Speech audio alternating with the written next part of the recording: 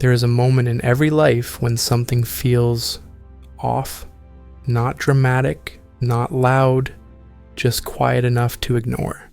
A subtle sense that you are operating below your true capacity, that your days are functional but not alive, that somewhere inside you, something powerful has been placed on standby. Most people dismiss this feeling. They call it stress, they call it adulthood, they call it just how life is. But what if that feeling is not a flaw in you, but a signal? What if it's not exhaustion you're feeling, but restraint? Because there is a difference between being tired and being disconnected.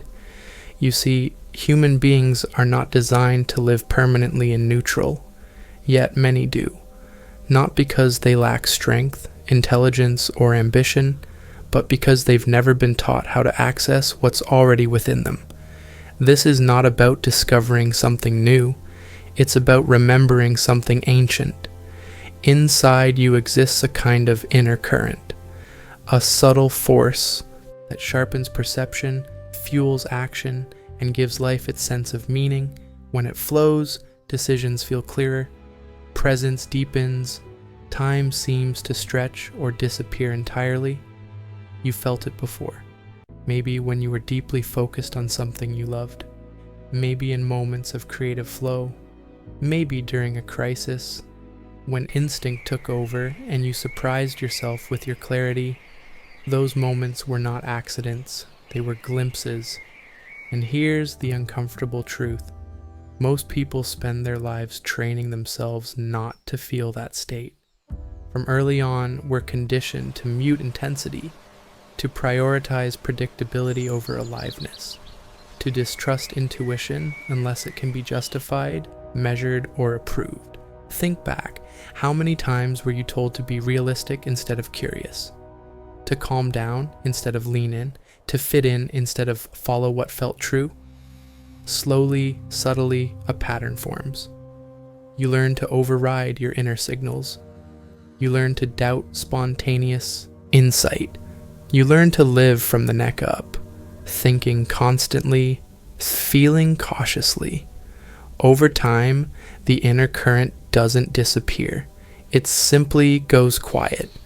Not because it's gone, but because you stopped listening. This is why so many people feel restless without knowing why they chase motivation but can't hold it, why they consume inspiration endlessly yet feel unchanged. They're trying to add energy instead of removing what blocks it, because the issue is rarely lack, it's interference. Your inner energy is not something you summon, it's something you unblock. And the first step isn't action, it's awareness. Notice the moments when you feel most alive, not stimulated, not distracted, but genuinely present. When effort dissolves, when your attention sharpens instead of scatters, those moments reveal something important.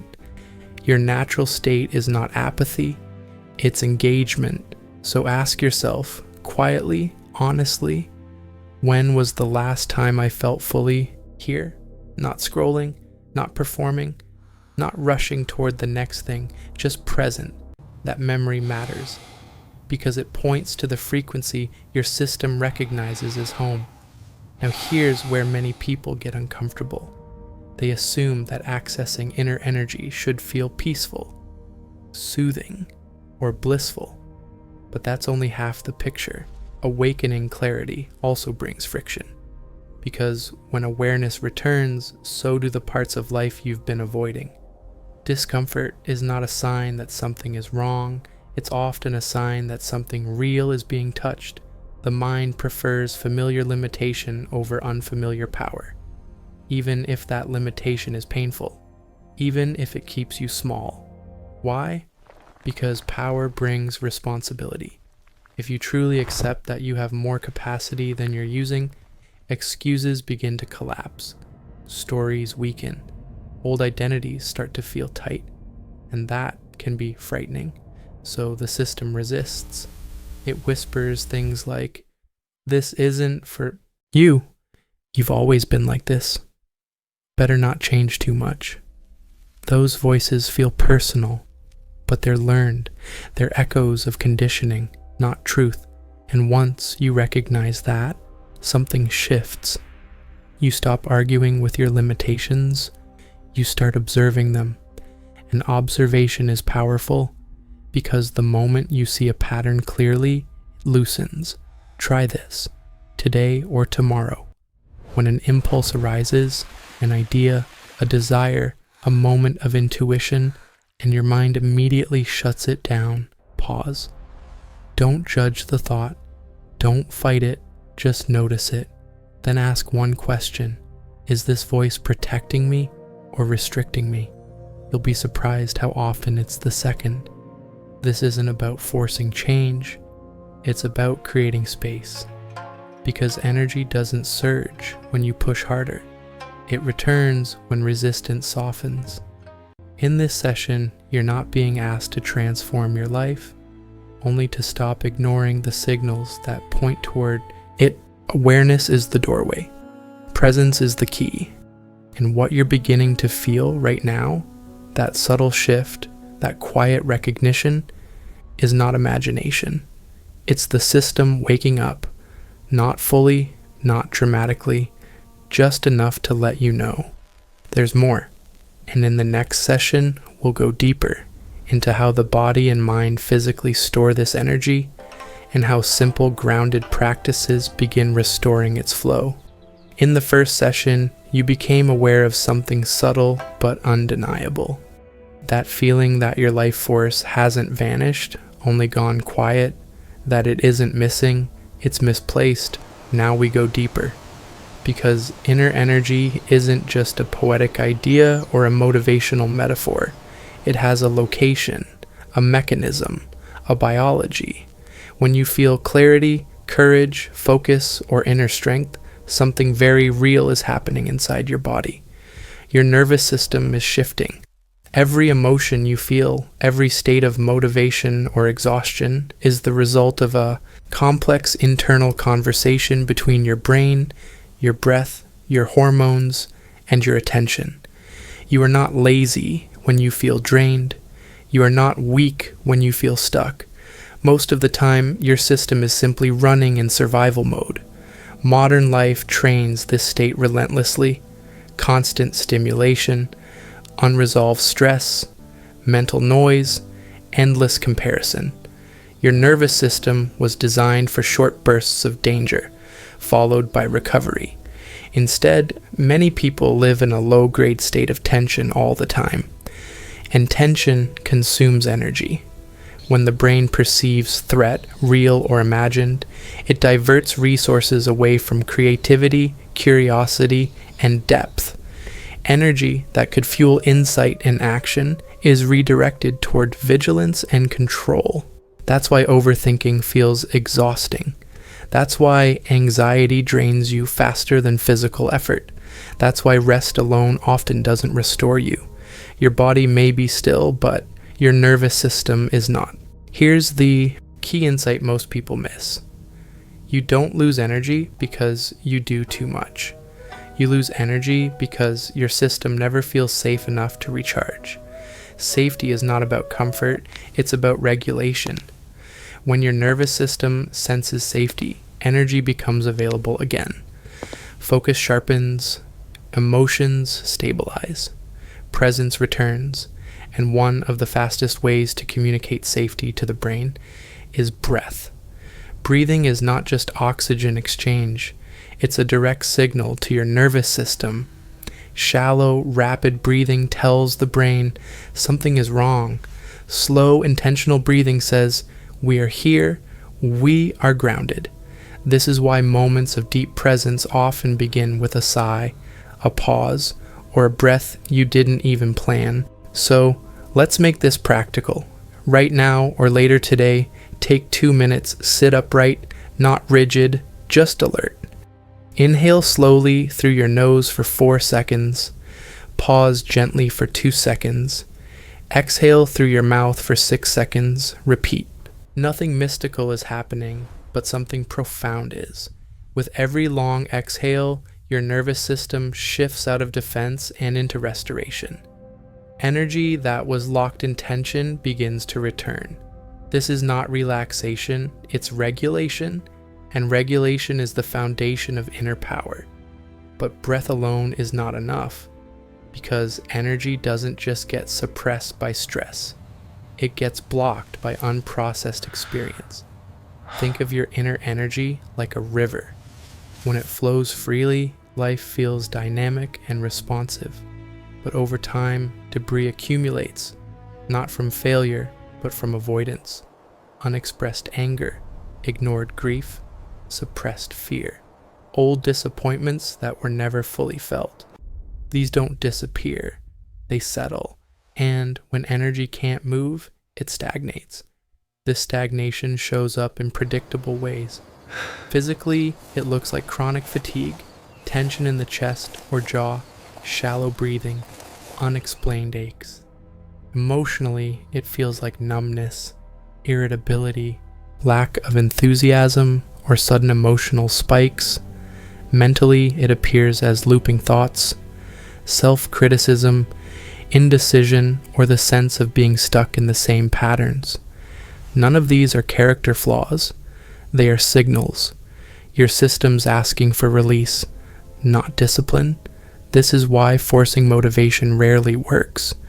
You can't push energy through a blockage.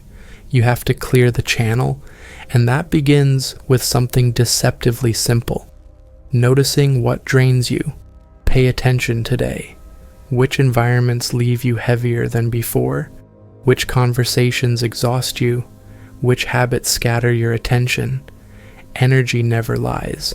If something consistently leaves you depleted, your system is responding to misalignment, not weakness.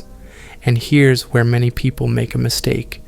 They normalize depletion. They say, this is just adulthood. This is just responsibility. This is just life. But constant exhaustion is not maturity, it's disconnection. The next step in restoring energy is creating inner silence. Not silence as in no thoughts. Silence as in space. Your mind is constantly processing input. Notifications, opinions, expectations. When that noise never stops, your inner signals can't be heard. Energy is subtle. It doesn't shout. It waits. Even 2 minutes of intentional silence a day can change your internal landscape. Sit. Close your eyes. Do nothing. Not to achieve calm, but to create space. When the noise quiets, something else becomes audible. And then comes observation. You are not your thoughts, but you live as if you are. The moment you begin watching your thoughts instead of obeying them, energy shifts. Next time your mind says, I'm not capable, or this won't work, don't argue, just label it. Interesting thought. That's it. Observation creates distance. Distance restores choice. Choice restores energy. And now the 3 pillars come together. Breath, silence, observation. These don't fix everything, but they clear the ground. They take your system off autopilot. They return agency. You don't need to change your life yet. You need to change your state. Because from the right state, action becomes natural. In the next session, we'll go further into reprogramming patterns, transforming emotion into fuel, and learning how to maintain energy without burning out. But for now, stay here. Notice your breath. Notice your body. Notice the space opening. That space is not emptiness, it's potential returning. At this point, something important has already changed. Not externally, not visibly, but internally a line has been crossed. You're no longer asking whether there is more inside you. You're beginning to ask how to live without losing it again. Because awakening energy is not the difficult part.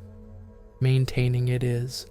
Many people experience brief moments of clarity, motivation, even transformation, only to watch them fade.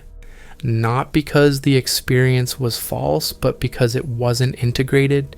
Energy is not meant to be forced or held at maximum intensity. It is meant to move in rhythm. The mistake most people make after reconnecting with their inner power is assuming they must now become constantly productive, constantly inspired, constantly on. That assumption leads to collapse. True inner strength does not shout. It stabilizes. Think of nature. Nothing powerful is always in motion. Waves rise and fall. Seasons rotate. Even the heart beats by alternating tension and release. Your energy works the same way. When you ignore this rhythm, enthusiasm turns into pressure. Pressure becomes obligation. Obligation drains the very energy you work to reclaim. So the question becomes, how do you live from this place without burning out? The answer begins with emotion. Emotion is not a distraction from clarity. It is the raw material of energy. Every emotion is energy in motion. Anger, fear, sadness, joy. None of these are problems. The problem is what happens when emotion is either suppressed or unleashed without awareness. Most people were never taught how to feel. They were taught how to behave. So emotions get swallowed, postponed, or redirected into thought loops. An unprocessed emotion doesn't disappear. It lodges itself in the body and nervous system. This is why people feel exhausted for no reason. Why motivation disappears suddenly. Why the body tightens even when nothing is happening. Energy is trapped, emotion. To release it, you don't need dramatic catharsis. You need presence. The next time a strong emotion arises, pause. Don't fix it. Don't justify it. Don't escape it. Close your eyes and locate it. Where is it in your body, chest, stomach, jaw, shoulders? Name it silently. I'm feeling anger. I'm feeling fear. I'm feeling sadness. Naming brings the emotion out of the shadows. Then breathe into that area. Slowly, gently, say this internally. I allow this to exist without judgment. This is not weakness. This is regulation. Emotion wants to move. When you allow it space, it transforms naturally. Anger can become clarity and boundaries. Fear can sharpen focus. Sadness can deepen compassion and meaning. This is emotional alchemy. You are not trying to eliminate emotion. You are learning to listen to it. And this changes everything. Because when emotion flows instead of stagnates, energy circulates instead of collapsing. Now let's talk about sustainability. One of the most overlooked practices in inner work is rest with awareness. Not numbing rest, not distraction. Intentional pauses. Small ones, moments where you stop. Not because you're exhausted, but because you're attentive. A minute of conscious breathing. A few seconds of silence before responding. A pause between tasks. These moments preserve energy. They prevent overload before it happens. You don't wait for the system to crash. You maintain it. Another key is integration into daily life. If your inner work only exists during meditation, it will remain fragile. Energy stabilizes when it's lived, not visited. When you wash your hands, be present. When you walk, feel the ground. When you speak, notice your tone and breath. Presence is not spiritual, it's physiological. When you are present, your nervous system is coherent. When your nervous system is coherent, energy flows. This is why awareness is powerful even in ordinary moments, especially in ordinary moments. Now, there are a few subtle traps to be aware of. One is comparison. Looking at others who seem more evolved, more calm, more awakened. This drains energy instantly because it pulls attention outward and creates a false hierarchy. Your path is not measured against anyone else's nervous system. What matters is coherence within your system. Another trap is spiritual performance. Doing practices to feel accomplished instead of connected. Repeating techniques without presence. Chasing states instead of stability. Energy responds to sincerity, not intensity. And finally, there is the ego disguised as awakening. feeling superior because you feel calmer, more aware, less reactive. This is not growth. True energy makes you more grounded, not above, more connected, not separate.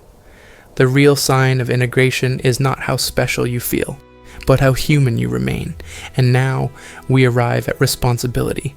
Not responsibility as pressure, responsibility as ownership. Once you recognize that your energy responds to awareness, excuses lose their grip. You may still feel fear. You may still feel resistance. But you know now that these states are signals, not identities, and that knowledge changes your relationship with yourself. You are no longer waiting to be saved. You are no longer waiting to feel ready. You are listening, and listening is enough to begin. So here is the quiet truth at the end of this journey. You were never empty. You were never broken. You were never missing something essential. You were simply disconnected from the rhythm that sustains you. And reconnection is not dramatic. It's subtle, consistent, honest. From here forward, the work is not to awaken more power, but to live without abandoning it. That is the real discipline. That is the real freedom. And now, I'll leave you with one question, one that matters more than anything said here. Where in your life have you been ignoring your energy, and what would change if you stopped? Share your answer in the comments. Not for validation, not for performance, but because clarity deepens when it's spoken. And sometimes naming the truth out loud is the final act that locks it in.